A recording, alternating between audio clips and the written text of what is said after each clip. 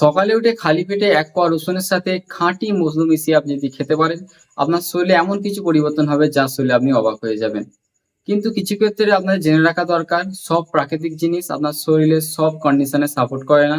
বিশেষ কিছু সতর্কতা আছে যা আপনি ভিডিও শেষে জানতে পারবেন।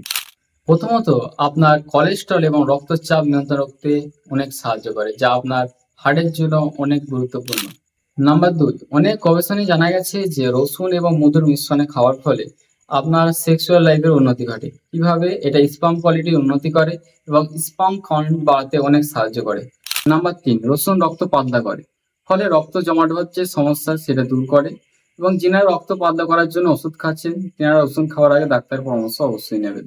এছাড়া রসুন আমাদের ইমিউনিটি সিস্টেমকে বুস্ট করে। এর ফলে সহজেই সর্দি কাশি বা ইনফেকশন হয় না।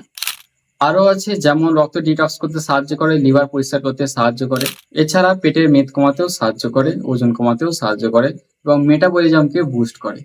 তো কারেন্ট চলে গেছে। তো সতর্কতা হচ্ছে, যেনাদের অ্যালার্জি আছে তেনারা অল্প করে ট্রাই করে দেখতে পারেন। তারপর অ্যালার্জি না হলে আপনি সেটা খেতে পারেন।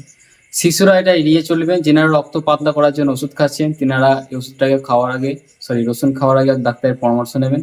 গর্ভবতী মহিলারা রসুন খাবেন না এবং যেনাদের ডায়াবেটিস আছে তেনারা মধু খাওয়ার আগে ডাক্তারের পরামর্শ অবশ্যই নেবেন। আর বিস্তারিত জানতে আরো কমেন্টে আপনি চেক করে নিতে পারেন।